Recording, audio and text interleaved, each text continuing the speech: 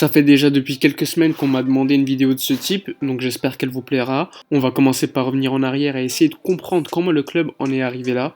Pour cela, il faut déjà revenir à l'été 2008. Sandro Rosell travaillait avec Johan Laporta dans le passé, en 2003, il était devenu un opposant à Laporta par la suite, donc Rosell ne se voyait pas gagner lors des élections de 2006 et ne s'était donc pas présenté. Il a décidé d'attendre 2010 pour se présenter aux prochaines élections présidentielles du Barça, élection à laquelle Johan Laporta ne pouvait pas se présenter puisqu'il avait enchaîné 2 mandats, en 2003 puis en 2006. Remettons-nous dans le contexte du pourquoi et du comment. Laporta est idéalisé aujourd'hui, mais si on revient à l'été 2008, il avait fait l'objet d'une motion de censure, donc c'est-à-dire que Laporta aurait pu être contraint à quitter le club si un nombre de sociaux avaient signé cette motion de censure. Bon, finalement, c'est pas arrivé. Rosell avait soutenu la motion de censure et disait que le club n'était pas géré de façon, je cite, transparente, indépendante et démocratique par Laporta. Bon, finalement, en 2010, Rosell est soutenu par Núñez, donc le président emblématique du FC Barcelone, qui a d'ailleurs créé la Masia, rénové le Camp Nou, gagné la première Ligue des Champions au Barça, etc., etc. Donc c'est vraiment le président emblématique du FC Barcelone après la période franquiste en Espagne. D'ailleurs, je lisais un article et je voyais qu'il était vraiment présenté comme le Florentino Pérez du XXe siècle. Bon, après, ce qu'il faut savoir, c'est que les mandats de Núñez et de Gaspar, qui était donc son vice-président, se sont mal terminés, puisque le Barça ne gagnait plus rien, donc ça c'était plutôt dans le début des années 2000.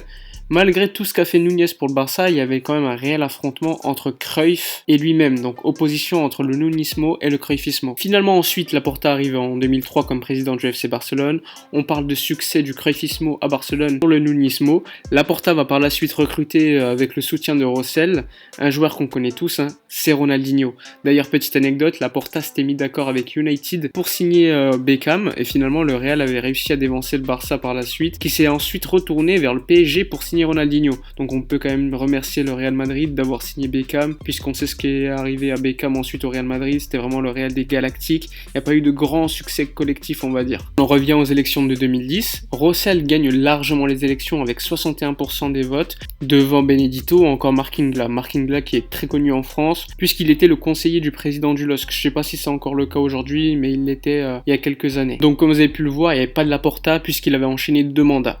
Avant cette élection, Rosell avait dit que s'il était élu, il proposerait un contrat de 6 ans à Pep Guardiola. Bon, finalement, il a été élu, mais les rapports entre Pep et Rosell n'étaient pas cordiaux. L'une des raisons d'ailleurs, c'est que lorsque Tito Vilanova était malade et à l'hôpital, Rosell ne voulait pas laisser Guardiola le voir à l'hôpital, donc ça a provoqué le départ de Pep par la suite en 2012. Sportivement, le Barça va bien, puisqu'on sort en 2011 d'une victoire en Ligue des Champions. À la suite de cette victoire, Rosell remplace d'ailleurs le sponsor UNICEF sur le devant du maillot par Qatar Foundation. Bref, il y a tellement de choses controversées dans le mandat de Rosell, pour y passer des heures. Il y a le scandale des matchs amicaux qu'il organisait pour la sélection brésilienne, ses liens avec le Qatar, des accusations de blanchiment d'argent et bien d'autres choses. Bon, après, l'un de ses apports majeurs en tant que président, c'est quand même l'arrivée de Neymar. Mais bon, cette arrivée va provoquer par la suite sa démission, puisqu'il est inculpé pour des irrégularités dans le transfert et un délit fiscal. Après le départ de Rosell en janvier 2015, le Barça est donc dans l'obligation d'organiser des élections présidentielles en été 2015, mais d'ici là, c'est le vice-président Bartomeu qui va être président du club. Bon, après, on sait tout ce qui s'est passé, Bartomeu a profité du triplé du Barça pour être réélu lors de l'année 2015. Aujourd'hui, Bartomeu est président depuis et il quittera le club en été 2021, puisque les élections auront lieu à cette date et qu'il ne pourra pas se présenter puisqu'il a enchaîné 2 mandats. La période de 6 mois de janvier 2015 à l'été 2015 et de l'été 2015 à l'été 2021. Tout au long de ces années, le Barça a de plus en plus dégradé son image, tout d'abord par l'arrivée d'un sponsor sur le devant de son maillot, par des transferts controversés, des histoires de commission d'agents, je pense notamment à Paulinho, Kerrison, Enrique, etc. Ensuite, par la suspension pendant 2 mercatos de la possibilité de recruter en 2016, ce qui a d'ailleurs fait très mal au club, au niveau sportif et aux jeunes. Je pense notamment à Kubo, qui appartenait au Barça, qui a dû quitter le Barça pour le Japon, pour revenir lorsqu'il avait 18 ans au Real Madrid. Sans oublier également la gestion de la Masia, qui est de plus en plus catastrophique. On peut citer les départs notables d'Eric Garcia vers City, Pablo Moreno vers la Juventus de Turin, ou encore de Grimaldo vers Benfica. On a quand même l'impression que le Barça devient de plus en plus comme le Real Madrid des Galactiques, pas mal de recrues stars sans réel projet sportif, Coutinho, Dembélé, Griezmann, et ça risque de continuer. Honnêtement, je sais pas vraiment où serait le Barça s'il n'y avait pas eu Messi ou encore Ter Stegen pour cacher tous les problèmes de ce club. Après, le club génère des revenus records, faut le dire, mais le problème c'est que le club dépense également énormément d'argent. On génère plus d'argent, mais on en dépense plus. Et si on fait le pourcentage entre les deux, la balance est tout juste positive, puisque le club ne fait que 8 millions d'euros par an de bénéfices, alors qu'on a quand même un chiffre d'affaires record qui va dépasser le milliard. Après, évidemment, je peux parler également des opérations comptables faites par le Barça pour ne pas être en déficit. Je pense notamment à l'échange entre Neto et Silesen pour que le Barça ne soit pas en négatif. Donc le Barça a valorisé le départ de Silesen à un certain prix lui permettant d'être en positif. On dépense également énormément d'argent dans les salaires, qui sont beaucoup trop élevés pour certains joueurs. Je me rappelle d'un slogan qui disait que le Barça fabriquait des stars, aujourd'hui elle les achète. Donc le Barça a quand même ces dernières années une stratégie assez agressive sur le mercato, pas mal de recrues payées cher, pas de joueurs de la Masia ayant du succès en équipe première. Après on peut se demander si les joueurs avaient le niveau, peut-être qu'ils ne l'avaient pas, et peut-être non plus qu'ils n'ont pas eu leur chance, le contexte favorisait pas leur réussite en équipe première. En plus de ça, le club vend très mal les joueurs. Bref, en plus de tous les problèmes que j'ai évoqués, il faut pas oublier de parler de l'instabilité qu'il y a dans ce club au niveau des directeurs sportifs qui changent constamment. En plus de ça, le vestiaire a vraisemblablement trop de pouvoir. Bref, il y a pas mal de problèmes. Parlons du futur du club maintenant. Les prochaines sélections, elles auront lieu en été 2021, comme je vous l'ai dit. Bartomeu, comme je vous l'ai dit tout à l'heure, ne se présentera pas.